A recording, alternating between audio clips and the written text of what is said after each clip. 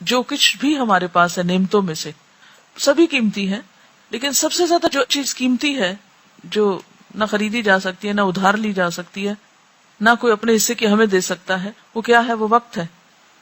تو اگر ہم اس وقت کے سال نہیں، مہینے نہیں، ہفتے نہیں، دن نہیں، گھنٹے نہیں، منٹ نہیں، سیکنڈز اور سیکنڈ سے کم کا بھی صحیح استعمال جب تک نہیں سیکھتے تو ہم خسارے سے نہیں بچ سکتے.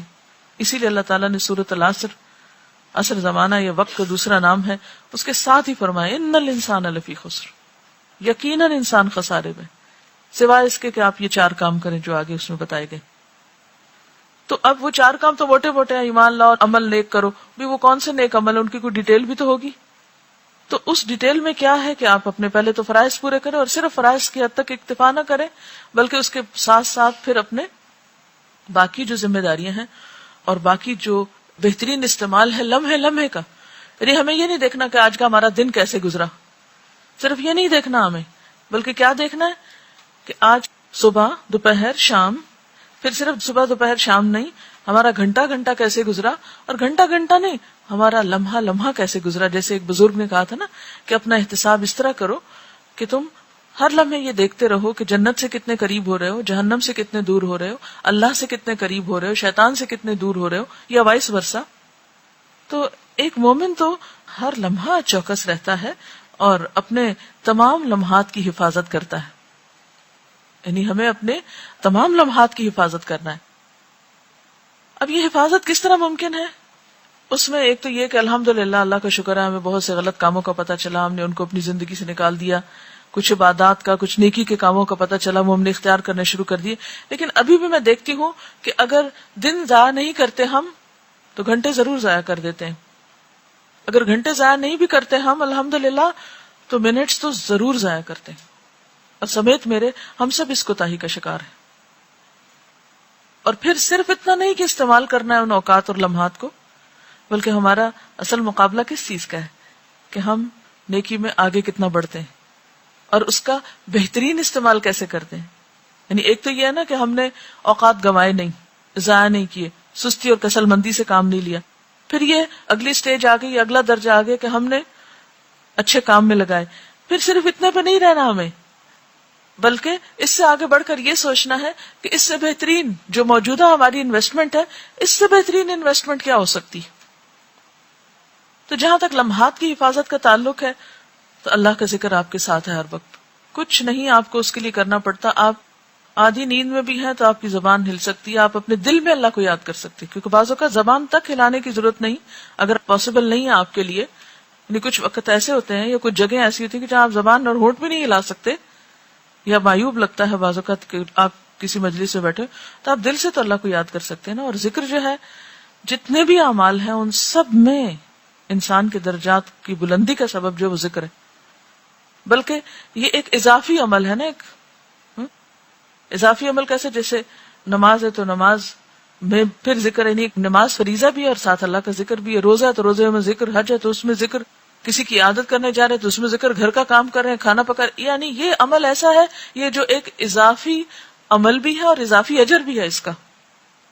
یعنی آپ نیکی کے کام کو مزید نیک بنا سکتے ہیں، بہترین بنا سکتے ہیں اگر آپ اس میں اللہ تعالیٰ کا ذکر شامل کر لیتے ہیں. آپ ایک جائز، مباح، بہترین نیکی کا کام کر رہے ہیں. مثلا آپ کسی کی مدد کر رہے ہیں، کسی کی خدمت کر رہے ہیں، بذات خود یہ ایک بہت ہی بہترین عمل ہے.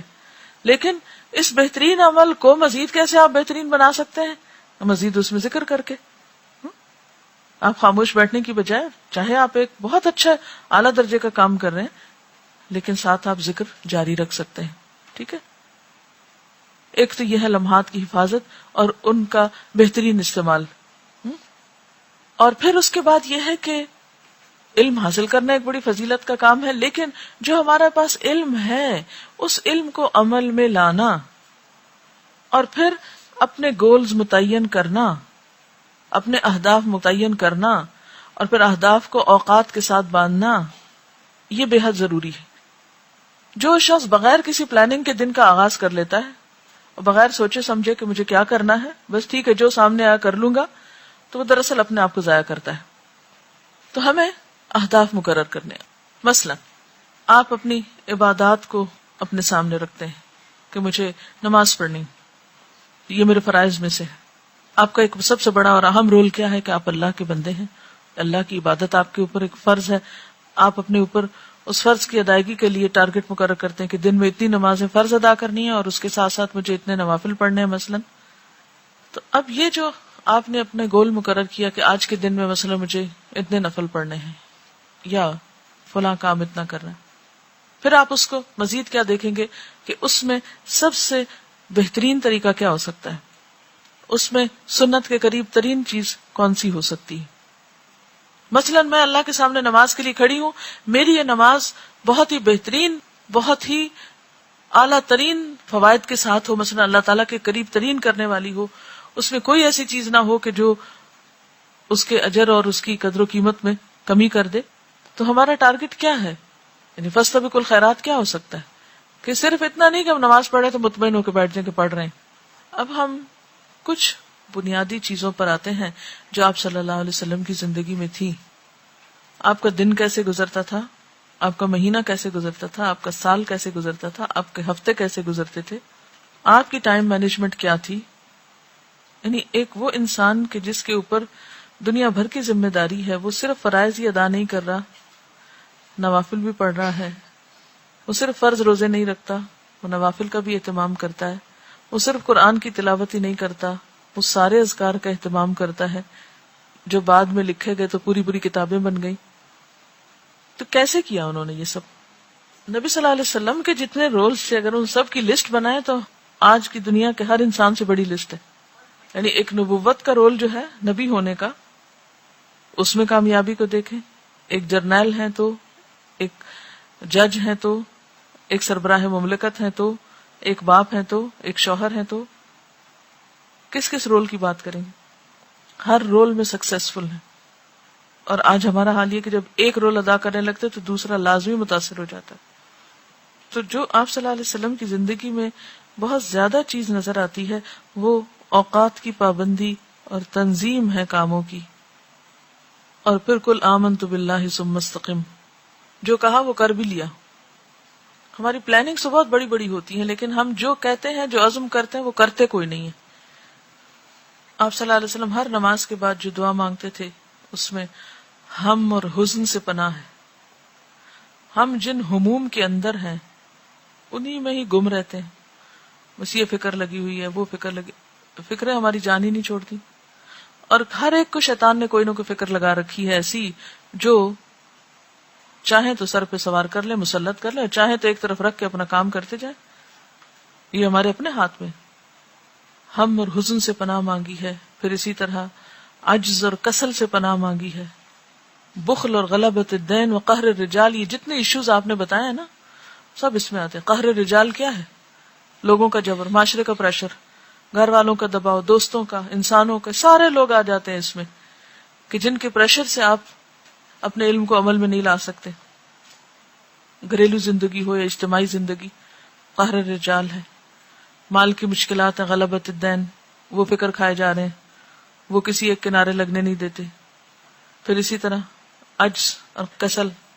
آپ دیکھیں کہ بیسیکلی ہماری جو شخصیت ہے وہ اسٹرانگ نہیں ہے، ہم المؤمن القوی نہیں ہیں.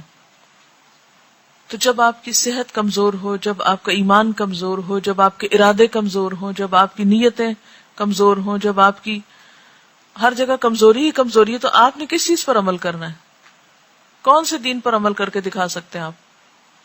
تو سب سے پہلے تو ہمیں قوت کی ضرورت ہے، ہر چیز کو اسٹرانگ کرنے کی ضرورت ہے. جب تک آپ خود کمزور ہیں کوئی بھی کام نہیں ہو سکتا. آپ اپنے اوقات کی تنظیم اس طرح کریں کہ جیسے وہ حدیث آئی تھی نا کہ عقل مند شخص کے لیے لازم ہے کہ اس پر کچھ گھڑیاں گزریں یا اس کی کچھ گھڑیاں ان کاموں میں گزریں. ایسی گھڑی جب کہ وہ اپنے رب سے باتیں کرے. اب ایسا تو نہیں کہ آپ مثلا کلاس میں بیٹھے ہوئے اور کلاس سے دماغ آف کر کے تو آپ اپنے رب سے باتیں شروع کر دیں. یہ وقت اس کام کے لیے تو نہیں ہے. اس کا وقت تو الگ مقرر ہونا چاہیے اور جو چیز جس وقت کے لیے مقرر ہے اس وقت میں کریں. دوسرا ساعتن یحاسب فیہا نفسہ، ایسی گھڑی جب کہ وہ اپنی ذات کا محاسبہ کرے. کیا یہ ہم کرتے ہیں؟ اور کون سا وقت آپ نے مقرر کر رکھا ہے؟ کوئی وقت تو ہونا چاہیے نا. ہماری ٹائم مینجمنٹ اور ہمارے اعمال کی جو تنظیم ہے وہ درست ہی کوئی نہیں ہے.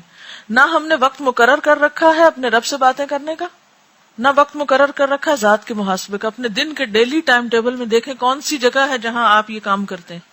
ہماری سب سے بڑی مشکل یہ ہے کہ ہم جس کام میں ہوتے ہیں اس میں نہیں ہوتے مینٹلی، اور نہ اس کے لیے یکسو ہوتے ہیں. ایک وقت میں دوسری چیز کا فکر اپنے اوپر لادے ہوئے ہوتے ہیں. تباہ ہو گیا وہ شخص جس کا آج اس کے کل سے بہتر نہیں. اور اس سے مراد صرف فرائیڈے اور سیٹرڈے نہیں کہ جس کا سیٹرڈے اس کے فرائیڈے سے بہتر نہیں، بلکہ جس کا حال اس کے ماضی سے بہتر نہیں اور جس کے مستقبل میں ترقی کے کوئی چانسز نہیں، یعنی ایمانی، روحانی، عقلی. ہمیں پتا ہوتا ہے ہمیں کس نے پوچھا، کون پوچھے گا ہم سے؟ ہے کوئی پوچھے ہم سے؟ تو ابھی دنیا میں تو شاید کوئی نہ پوچھ سکے، لیکن پوچھ تو ہے نا. یہی آڈٹ جو ہے وہ ہمارے لیے سر پہ لٹکتی ہوئی تلوار ہے کہ ان اوقات کا حساب ہوگا.